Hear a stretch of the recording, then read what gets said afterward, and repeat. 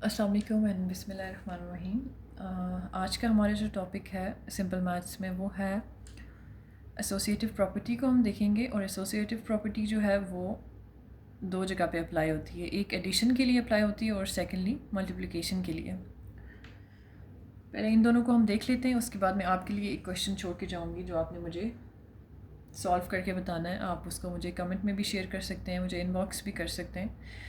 Start करते हैं associative property for addition.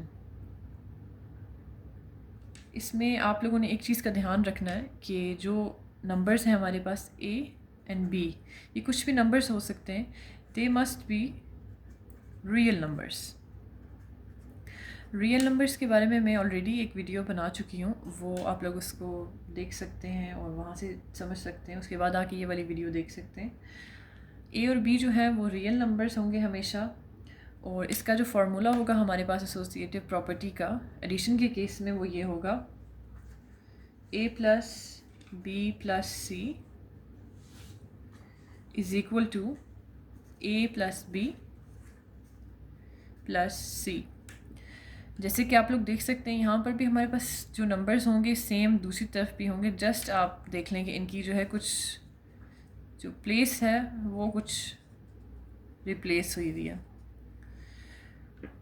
Otherwise same है। तो अगर मैं आपको एग्जांपल दे देती हूँ, एक a इज़ इक्वल टू अगर हम ले लेते हैं 3, b is equal to 5 and c is equal to 7, और हम इसमें इनपुट करें अगर a plus B plus C is equal to a plus B plus C, तो देख लेते हैं कि क्या आंसर हमारा इक्वल आता है या नहीं आता है।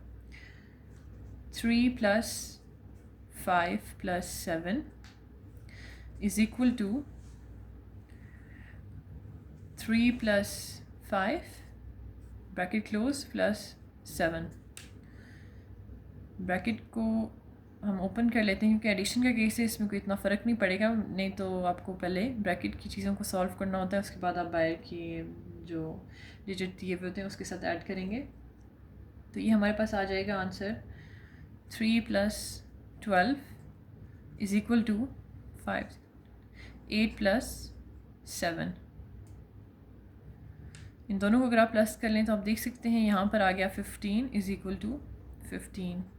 ये इक्वल हो जाना इन दोनों चीज़ों का ये चीज़ प्रूव करती है कि एसोसिएटिव प्रॉपर्टी जो है वो एडिशन के केस में अप्लाई होती है।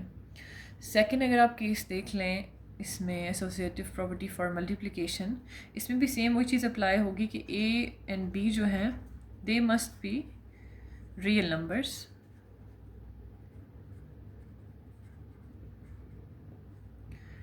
फिर रिपीट करती जाती हूँ कि ये जो रियल नंबर्स हैं इसके लिए मैंने ऑलरेडी एक वीडियो बना दी हुई है, वहाँ पर आप देख लें। उसके बाद आपका कॉन्सेप्ट क्लियर हो जाएगा, तो फिर आप यहाँ पर आके इसको अच्छे तरीके से समझ सकते हैं।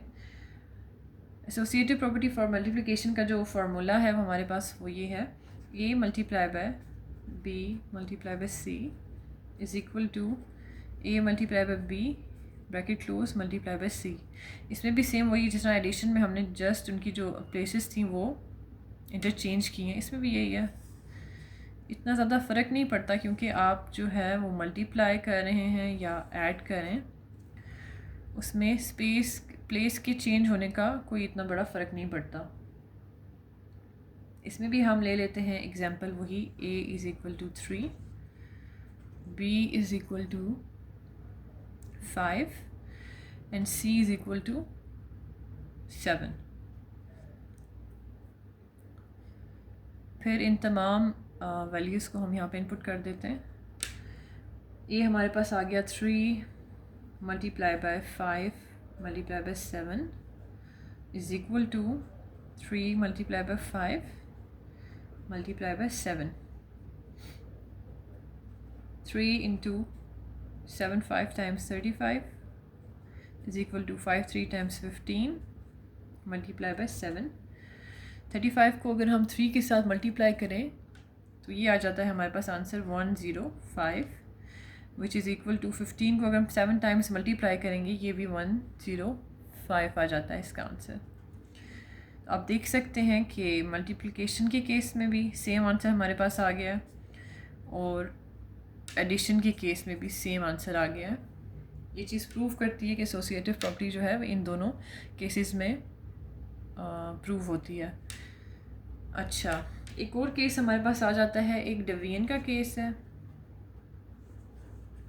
और दूसरा सब्ट्रैक्शन का केस है। ये केसेस दोनों मैं आप लोगों के लिए छोड़ती हुई जा रही हूँ। फार्मूलाज में आपको बता देती हूँ, आपने जस्ट वैल्यूज़ जो है वो इसमें इनपुट करनी है और मुझे बताना है कि क्या एसोसिएटिव प्रॉपर्टी जो है वो डिवीजन और सब्ट्रैक्शन के केस में भी अप्लाई होती है या नहीं। डिवीजन के लिए हमारे पास फार्मूला आ जाता है a डिवाइडेड बाय ब्रैकेट में b divided by c is not equal to a divided by b divided by c। और सब्ट्रैक्शन के लिए हमारे पास आ जाता है a minus b minus c is not equal to a minus b minus c। इन दोनों को आप लोगों ने जस्ट वैल्यूज़ को अप्लाई करना है। सेम आप ये मेरी वाली वैल्यूज़ भी ले सकते हैं, वो नहीं तो आप अपनी कोई वैल्यूज़ ले लें a b c और इसको सेम इसमें इनपुट करके और फिर आंसर निकाल के देख लें कि क्या आता है। तो ये इसका आप मुझे आंसर कमेंट में भी शेयर कर सकते हैं, इनबॉक्स भी कर सकते हैं, जैसे भी इजी हो। तो अगर आपसे हो जाता है क्वेश्चन तो ठीक है, नहीं तो मुझे आप बता दें, मैं इसको करवा दूँगी। आज के लिए बस इतना ही। एसोसिएटिव प्रॉपर्टी को हमने देखा है। इंशाल्लाह नेक्स्ट में फिर किसी नई टॉपिक के साथ इंशाल्लाह हाज़िर होंगी। तब तक के लिए अल्लाह हाफ़िज़।